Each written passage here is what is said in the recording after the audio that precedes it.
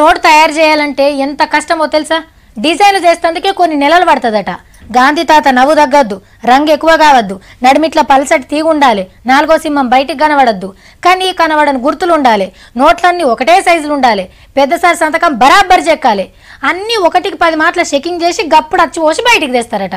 అంత మంచిగానే ఉన్నది కానీ ఏహే కొత్త నోట్లు సూపర్, బందవస్తు తయారు చేసిర్రు, తడిసిన ఎండిన రంగు పోదు, కడక్ కడక్ అట్లనే ఉంటాయి అని చెప్పిరు కదా.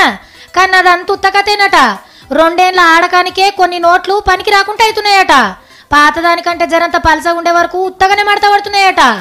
నోట్లు లెక్క పెట్టే మిషన్ సెన్సార్లు కొత్త నోట్లను గుర్తుపడతలేవట. అంటే నోట్లు పతల ఉండే వరకు ఉత్తగానే ఖరాబ్ అవుతున్నాయి అన్నట్టు. ఏటీఎం మిషన్ల జమాయిస్తందుకు కూడా సతాయిస్తున్నాయట కొన్ని నోట్లు. దబ్బ దబ్బ మార్కెట్లకు తేవాలని అత్తర బుత్తరాచి పోసిరేమో మరి.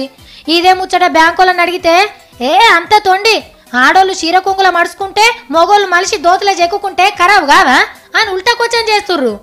ఏందో ఏమో బొర్రి, నోట్ల రద్దుతోని గీ లాభం జరిగిందనే ముచ్చట ఒక్కటన్నా బయటికి రాదాయే.